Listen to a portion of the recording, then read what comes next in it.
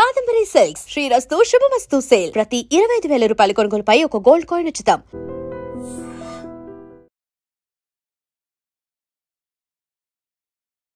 Ladies and gentlemen, welcome to iDream Media. నేను ప్రియదర్శన్, నాతో పాటు సీనియర్ జర్నలిస్ట్ భరద్వాజ గారు ఉన్నారు. సో ఇప్పటికి అఖండ 2 తాండవం రిలీజ్ అయ్యి బ్లాక్ బస్టర్ రివ్యూలు అందుకుంటుందని అందరూ అనుకున్నారు. సో డిసెంబర్ 5న మొత్తం ఇండియా నేషనల్ వైడ్గా I think south India north India ఊగిపోద్దని అన్నారు. బట్ సడన్గా అంటే అన్ఎక్స్పెక్టెడ్లీ అదైతే ఆగిపోయింది. దాని గురించి కొంచెం డీప్గా మాట్లాడుకుందాం. సార్ నమస్తే. నమస్తే సార్, బాగున్నారా? నేను బాగున్నాను. Yeah sir. So first of all, ఇంత పెద్ద సినిమా అంటే స్టార్ హీరో బాలకృష్ణ అనే వ్యక్తి. సో అలాంటి సినిమా అంత అన్ఎక్స్పెక్టెడ్గా కరెక్ట్గా నైట్కి నైట్ ఆగిపోవడం, సరే ప్రీమియర్లు ఆగినాయి అనుకుంటే మొత్తానికి సినిమానే ఆగడం. సో దీని వెనక అసలు ఏంటి సార్, ఎలా చూడాలి సార్ ఈ కోణాన్ని? అంటే ఇది కొత్త ఏం కాదు కదా, ఇంతకు ముందు కూడా ఇలాంటి సన్నివేశాలు చూసాం మనం. నరసింహనాయుడు సినిమా కూడా ఫస్ట్ షో నుంచే పడింది. అలాగే జూనియర్ ఎన్టీఆర్ నరసింహుడు అనే సినిమా రిలీజ్ రోజు షో పడకపోగా ప్రొడ్యూసర్ హుస్సేన్ సాగర్లో పడ్డాడు, చెంగల వెంకట్రావు.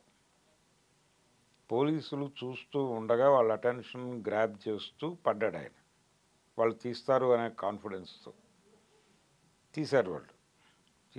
ఆ రోజు సాయంత్రం బి గోపాలు తన రెమ్యూనరేషన్ వదులుకుని, ఎన్టీఆర్ తన రెమ్యూనరేషన్ వదులుకోవడంతో పాటు రామానాయుడు ల్యాబ్కి తను హామీ ఉండి సాయంత్రం సినిమాని రిలీజ్ చేశారు. అలాగే నాగార్జున గారి మజ్ను సినిమా, అది కూడా సాయంత్రమే ఫస్ట్ షో నుంచి పడింది. మార్నింగ్ షో నుంచి జనాలు వెయిట్ చేస్తూ ఉండిపోయారు థియేటర్ల దగ్గర. ఇలాంటివి అనేకం ఉన్నాయి చరిత్రలో. కాబట్టి అంటే క్లియరెన్స్ ఉండాలి. ఈ ఫైనాన్షియల్ క్లియరెన్స్లే టెక్నికల్ అని మాట్లాడారు, కానీ ఇక్కడ టెక్నికల్ ఇష్యూ కాదు. ఒకటి, వాళ్ళ పాత సినిమాల తాలూకా బకాయిల గొడవ, ఈ సినిమా సందర్భంగా చేసినటువంటి అప్పుల తాలూకా గొడవ, ఈ రెండు కలిసి ఇది క్లియర్ చేయకుండా మీరు సినిమా రిలీజ్ చేయడానికి వీల్లేదు అని రుణబంధాలు వేశారు వాళ్ళు. ఆ రుణబంధాల వలన సినిమా ఆగింది. ఈ విషయం నందమూరి బాలకృష్ణ గారికి ఇన్ అడ్వాన్స్ చెప్పుంటే పరిస్థితి ఇంకోలా ఉండుండేదేమో. అది చెప్పకపోవడంతో ఆయన గాయపడ్డారు అనేది ఇప్పుడు వినిపిస్తున్నటువంటి మాట. మొత్తానికి సార్ట్అవుట్ అయింది, ఆల్మోస్ట్ అయిపోయింది, క్లియర్ అయిపోయింది అనేది సురేష్ బాబు గారు ఇందాక ఓ ప్రెస్ మీట్లో చెప్పేశాడు. ఆయన రిలీజ్ డేట్ ఎలా ఫిక్స్ చేయాలి అనే దాని మీద ఇప్పుడు మల్లగుల్లాలు మొదలవుతాయి. ఇమ్మీడియట్గా ఈరోజే షోస్ పడిపోతాయని కొంతమంది అంటున్నారు.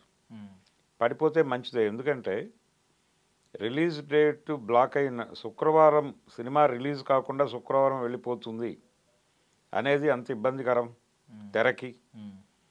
రెండోది, థియేటర్స్ ఆల్రెడీ బుక్ చేసుకుని ఉన్నారు, వాళ్ళు అడ్వర్టైజ్మెంట్స్ ఇచ్చేసుకుని ఉన్నారు. ఇప్పుడు వేరే డేట్ అంటే మళ్ళీ ఈ ఖర్చులన్నీ అక్కడికి ఫార్వర్డ్ చేసుకోవాలి. దానికంటే కూడా ఇప్పుడే రిలీజ్ చేసేస్తే ఈరోజు ప్రీమియర్స్ అని, రేపు నుంచి రెగ్యులర్ షోస్ అని పెట్టుకోవచ్చు. నిజానికి ఎంత కన్ఫ్యూజన్ నడిచిందంటే, ఇది ఏపీలో వాళ్ళు బుకింగ్స్ ఓపెన్ చేశారు, లెటర్ ముందే వచ్చింది అక్కడ అనే ఉద్దేశంతో. ఇక్కడ లెటర్ వలన డిలే అవుతుంది బుక్ మై షోలోకి రావడానికి అని అన్నారు. నిజమే అని అందరూ అనుకున్నారు. నిన్న మధ్యాహ్నం లెటర్ వచ్చేసింది, కానీ బుకింగ్లు ఓపెన్ కాల. ఏమిటి పరిస్థితి అనేది అర్థం కాలేదు. ఫైనల్గా ప్రీమియర్స్ రద్దు అని, అర్ధరాత్రికి పూర్తి చిత్రం. అంటే ప్రీమియర్స్ రద్దు అన్నప్పుడు కూడా ప్రొడక్షన్ హౌస్ నుంచి సినిమా రిలీజ్ కూడా ఆగుతోంది అనే మాట లేదు. అంటే అప్పటికి టాక్స్ జరుగుతూనే ఉన్నాయి. ఇది ఒక గందరగోళపు పరిస్థితి.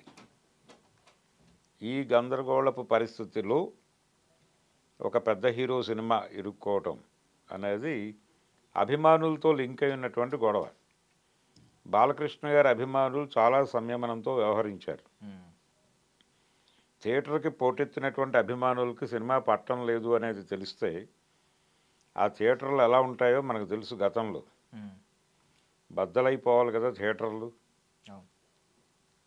ఏ ఒక్క థియేటర్ దగ్గర ఏ ఇన్సిడెంటు రిపోర్ట్ కాలేదు ఇప్పటిదాకా. అంటే చాలా సంయమనంతో వ్యవహరించినట్టుగానే భావించాలి. అలాగే వాళ్ళ రియాక్షన్ టువర్డ్స్ దిస్ డిలే కూడా చాలా జెన్యూన్గా ఉంది. జెన్యూన్గా అంటే మీకోసం ఆయన హీరో గారు మైనస్ టెంపరేచర్లో కూడా ఒంటి మీద షర్టు లేకుండా నటించాడు. అలాగే ప్రీమియర్స్ కోసం ఆయన వెయిట్ చేస్తూ ప్రమోషనల్ యాక్టివిటీలో విపరీతంగా పాల్గొన్నాడు. చెన్నైలో తుఫాన్ ఇండికేషన్స్ ఉన్నప్పటికీ, ఫ్లైట్ డిలే అయినప్పటికీ ఆయన తిండి తినకుండా వచ్చి ప్రెస్ మీట్లో మాట్లాడాడు.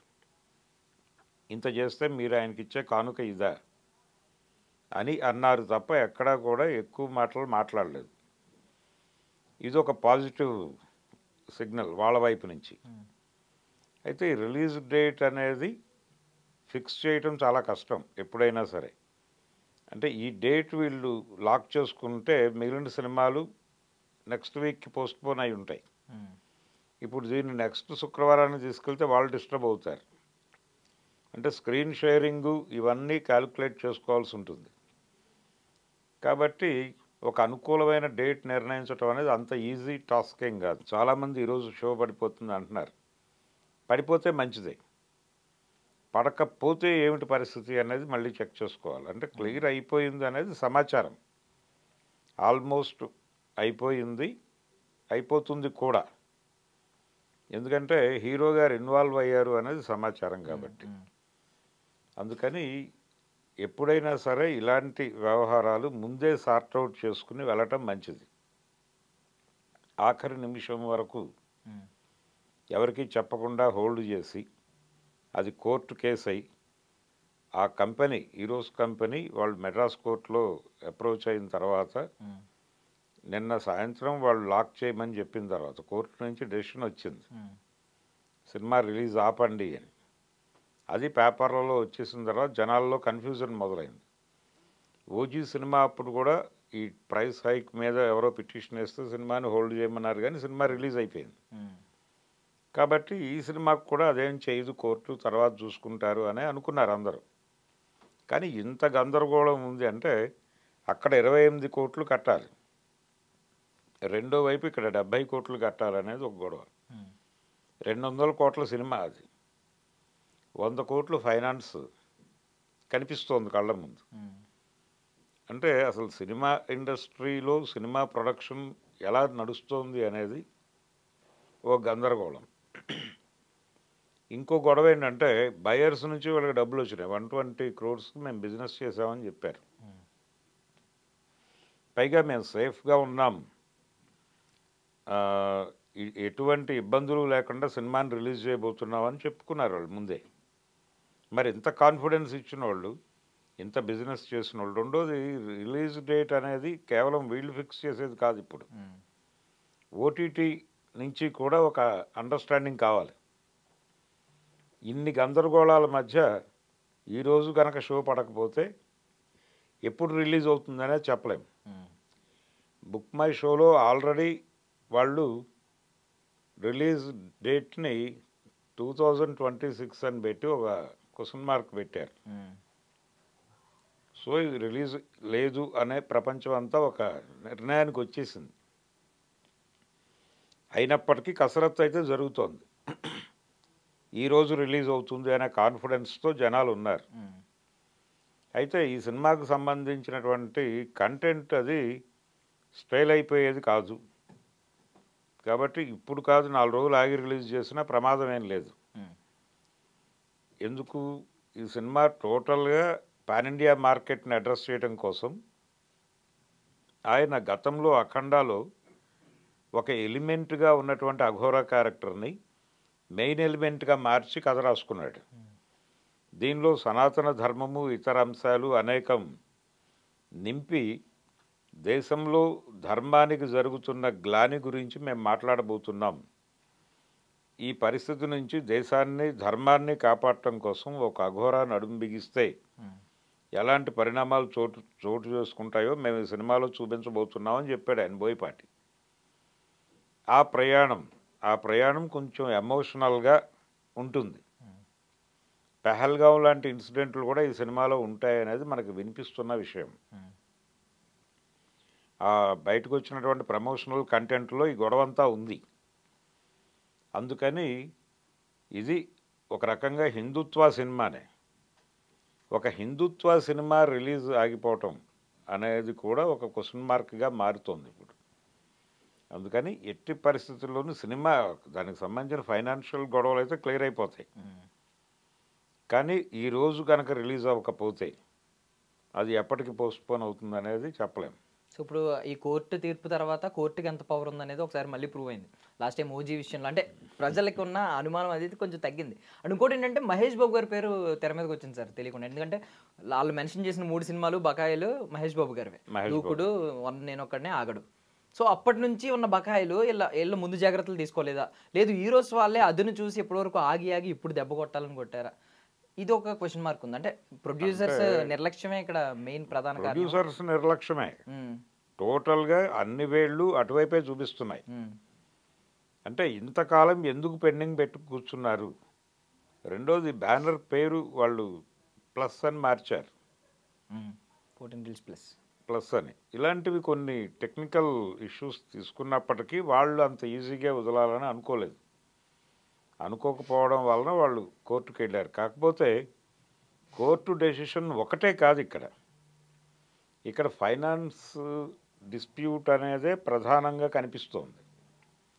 ఇక్కడ ఇవ్వాల్సిన 70 కోట్ల గొడవే ప్రధానంగా కనిపిస్తున్నటువంటి పరిస్థితి.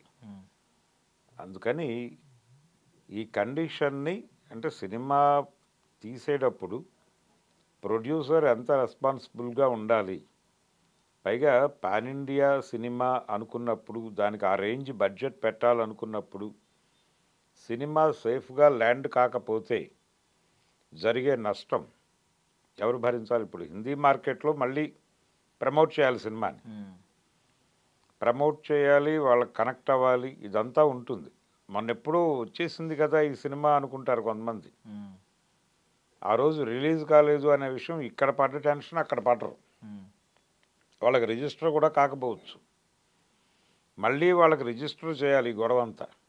అందుకోసం 2-3 ప్రమోషనల్ ఇంటర్వ్యూలు, 2-3 ఈవెంట్లు చేయాల్సి ఉంటుంది.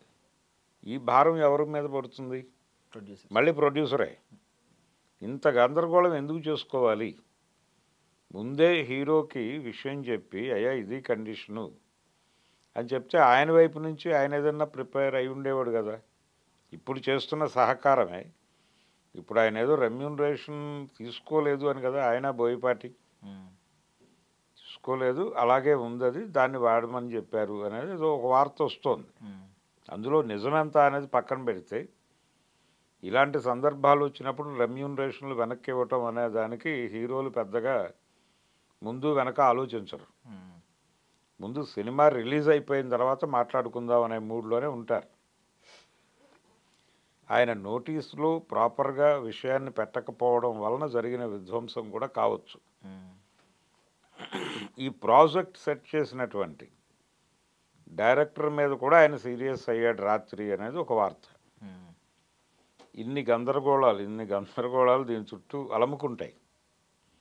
ఏ సినిమా అయినా డిలే అయితే పాజిటివ్గా తీసుకుని ముందుకొచ్చేటువంటి హీరోల కంటే కూడా నెగిటివ్గా రియాక్ట్ అయ్యేటువంటి హీరోలే ఎక్కువ మంది ఉంటారు. కానీ బాలకృష్ణ గారు కొంచెం బ్యాలెన్స్గానే ఉన్నాడు. ఆయన అభిమానుల్లాగానే డైరెక్టర్ గారికి టెన్షన్గా ఉంది. ఆయన పాన్ ఇండియా మార్కెట్కి ఇంట్రడ్యూస్ కావాలనుకున్నాడు ఈ ప్రాజెక్ట్ నుంచి. అది మళ్ళీ ప్లాన్ చేసుకోవాలి. ఇంత గొడవ ఉంది దీని వెనకాల. ఈ గొడవ నేపథ్యంలో ఈ సినిమా రిలీజు అంటే కంటెంట్ బాగుంటే సినిమా ఎప్పుడు రిలీజ్ చేసినా హిట్లు కొట్టిన సందర్భాలు ఉన్నాయి. నార్మల్గా గతంలో ఎలాంటి సందర్భాలు వచ్చినప్పుడు సినిమా రిజల్ట్ ఏమైంది సార్? అంటే దీని మీద నరసింహనాయుడు రిజల్ట్ అద్భుతం కదా, బాలకృష్ణ గారి సినిమానే. అలాగే మజ్ను సినిమా కూడా, నాగార్జున మజ్ను కూడా రిలీజ్ డిలే అయింది కానీ సినిమా పెద్ద హిట్ అది. అందుకని కంటెంట్ ఉంటే సినిమాకి ఈ రిలీజు తేడా అయింది అనేది ఇష్యూ కాదు. జనాలు కంటెంట్ బాగుంటే భుజానికి ఎత్తుకుంటారు. అయితే కొంచెం ఒక గందరగోళం, ఒక చిన్న అనుమానంతో థియేటర్కి వెళ్ళటం అనేది జరుగుతుంది. జరిగిన తర్వాత అక్కడ జస్టిఫై అయిపోతాయి. ప్రేక్షకుడు అక్కడ సాటిస్ఫై అయిపోతే బయటకు వచ్చి పాజిటివ్గానే మాట్లాడతాడు. అంతవరకే ఇబ్బంది. లోపలికి వెళ్ళిన ప్రేక్షకుడు పాజిటివ్గా బయటకు వచ్చే వరకే ఇబ్బంది. అందుకని డెఫినెట్గా ఈ సినిమా కంటెంట్ మీద కొంత హోప్ ఉంది జనాలకి. డైరెక్టర్ గారికి చాలా హోప్ ఉంది. అంటే ఆయన ఒక ఎమోషన్లో వెళ్ళిపోయాడు. నిజానికి ఇది ఒక 2-3 డేస్ క్రితం వరకు కూడా వర్క్ జరుగుతూనే ఉంది అక్కడ ప్రసాద్ ల్యాబ్లో. ఆయన చాలా డెడికేటెడ్గా పనిచేశాడు డైరెక్టర్ గారు. అలాగే మ్యూజిక్ డైరెక్టర్ కూడా. ఆయన రోల్ కూడా చాలా పెద్దగానే ఉంది ఈ సినిమాకి సంబంధించి. లయకారుడు శివుడు అన్నందుకు గాను మ్యూజికల్గా ఒక ఇంపాక్ట్ ఉండాలి సినిమాకి అని తను చాలా డెడికేట్ అయి పనిచేశాడు. ఎవరితో పాడిస్తే బాగుంటుందో వాళ్ళనే తీసుకొచ్చి పాడించారు. ఎటువంటి ఇబ్బందులు పడకుండా ఇంత కష్టపడి డిజైన్ చేసినటువంటి ప్రాజెక్టు అది ప్రాపర్గా రిలీజ్ అయి ఉంటే బాగుండేది అనేది ఒక ఆశ. ఇప్పుడు దీని పర్యవసానాలు మామూలు 14 రీల్స్ ప్లస్ మీద ఎలా పడతాయి సార్? అంటే నెక్స్ట్ ఏమన్నా స్టార్ హీరోలు వీళ్ళతో త్వరలో ప్రాజెక్ట్ కావడానికి కొంత వెనకడుగు వేస్తారు కదా వీళ్ళు. సినిమాని ప్రాపర్గా అంటే సినిమాని ప్రాపర్గా లాంచ్ చేస్తారు అనే కాన్ఫిడెన్స్ని అయితే వాళ్ళు కోల్పోయారు. ఇప్పుడు మాట్లాడుతున్న ప్రతి ఒక్కరూ ప్రొడ్యూసర్ వైపే వేళ్ళు చూపిస్తున్నారు. అందుకని బ్యానర్కి ప్రొడ్యూసర్కి అయితే ఇది చాలా ఇబ్బంది పెట్టినటువంటి సందర్భంగానే చూడాలి. హీరో గారికి పోయేదేం లేదు. ఆయనకు ఆల్రెడీ ఇంకో సినిమా మొదలైంది. ఆయనకి వచ్చిన సమస్య లేదు. ప్రొడ్యూసరే ఆ సినిమాని నిలబెట్టుకోవాలి. రెండోది ఆ సినిమాకి ఉన్నటువంటి ప్రత్యేకత ఏంటంటే, ఒకటి బాలకృష్ణ గారి మొదటి పాన్ ఇండియా సినిమా. ఆయన కుమార్తె దీనికి సమర్పించు అనే ఆవిడ పేరు వేస్తున్నారు. ఆవిడ ప్రజెంట్ చేస్తోంది ఈ సినిమాని. అందుకని ఇవన్నీ ఉన్నాయి. దానికి ఉండేటువంటి ప్రత్యేకతలు దానికి ఉన్నాయి ఆ ప్రాజెక్టుకి. అది ప్రాపర్గా లాంచ్ అయి ఉంటే ఒకటి. కొన్ని సందర్భాల్లో ఇలా రిలీజ్ డేట్ అనౌన్స్ అయిపోయి జనాలు థియేటర్లకు వచ్చి డిసప్పాయింట్ అయ్యి వెనక్కి వెళ్ళిపోయిన సినిమాలు రిలీజ్ కాకుండా డబ్బాల్లోనే మురిగిపోయినటువంటి సందర్భాలు కూడా ఉన్నాయి. ఇప్పుడు కె విశ్వనాథ్ గారి సిరిమువ్వల సింహనాదం అనే సినిమా, అది ఒక డేట్ వేశారు, థియేటర్లు అనౌన్స్ అయిపోయినాయి. మార్నింగ్ షో చూడటానికి జనాలు థియేటర్కి వెళ్తే ప్రింట్ రాలేదన్నారు. ఈరోజు వరకు అది డబ్బాలోనే ఉంది, రిలీజ్ అవ్వలేదు ఆ సినిమా. ఆయన జీవితంలో రిలీజ్ అవ్వని సినిమా అదొకటే. అలా జరుగుతాయి. రాఘవేంద్రరావు గారు తీసినటువంటి ఇంటింటా అన్నమయ్య అనే సినిమా అంతా అయిపోయి పబ్లిసిటీ అయిపోయి థియేటర్లు అనౌన్స్ అయిపోయి రిలీజ్ డేట్ చెప్పేసి రిలీజ్ కాకుండా డబ్బాల్లో ఉండిపోయింది.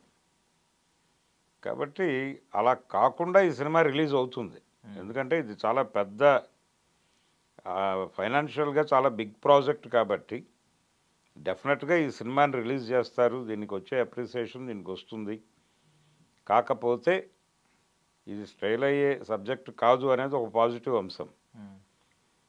అయితే దీనికి హిందీ మార్కెట్లో మొన్నటిదాకా జరిగినటువంటి రైజ్ మళ్ళీ అది క్రియేట్ చేయాలంటే డెఫినెట్గా ప్రమోషనల్ యాక్టివిటీ నుంచి మళ్ళీ మొదలు పెట్టాలి. రెడ్ వచ్చి మొదలుపెట్టు అని మనకు ఒక సామెత ఉంది, అలా తయారవుతుంది సీన్. అందుకని టోటల్గా ఇది 14 రీల్స్ వాళ్ళకి ఇబ్బందికరమే తప్ప బాలకృష్ణకి వచ్చినటువంటి ఇబ్బంది లేదు, డైరెక్టర్కి వచ్చిన ఇబ్బంది అంతకంటే లేదు. ఆయన హ్యాపీగా ఈ ప్రాజెక్ట్ తర్వాత నెక్స్ట్ ప్రాజెక్ట్ కూడా సెట్ చేసుకున్నాడు. గీతా ఆర్ట్స్లో ఉంటుంది అనేది ఒక ప్రచారం జరుగుతుంది. చూడాలి అది అఫీషియల్ అనౌన్స్మెంట్ వచ్చేదాకా. కాబట్టి బాలకృష్ణ గారి కెరియర్లో ఈ సినిమాకి చాలా డెడికేట్ అయి పనిచేశాడు ఆయన. ఇటువంటి టైంలో ఆయన సినిమా రెండోది బోయపాటి నందమూరి బాలకృష్ణ కాంబోలో సెకండ్ హ్యాట్రిక్ అంకురార్పణ సినిమా ఇది. ఆ ప్రత్యేకత కూడా ఉంది దీనికి ప్రాజెక్ట్కి. అది ఇలా అవటం అనేది కొంచెం బాధాకరం. అటు బోయపాటిని ఇష్టపడే వాళ్ళకి, బాలకృష్ణని ఇష్టపడే అభిమానించే వాళ్ళకి కూడా ఇది ఇబ్బందికరమైనటువంటి. సార్ మరొక ప్రశ్న ఏంటంటే, కొన్ని యూట్యూబ్ ఛానల్స్లో నేను చూస్తున్నాను వీడియోస్. సో ఈ సినిమా ఆగిపోయినందుకు వాళ్ళైతే హ్యాపీగా ఉంటారు, కొంతమంది హ్యాపీగా ఉంటారు అని అంటున్నారు. ఆ కొంతమంది ఎవరు అనేది నాకు ఒక క్వశ్చన్ వచ్చింది అనమాట. అంటే ఇప్పుడు ప్రతి హీరోకి యాంటీ హీరోస్ ఉంటారు కదా, వాళ్ళ అభిమానులు ఉంటారు కదా, వాళ్ళని టార్గెట్ చేసి వాళ్ళు దిష్టి పెట్టారు అందుకనే ఈ సినిమా అన్న లెవెల్లో మాట్లాడేస్తున్న వాళ్ళు ఉన్నారు.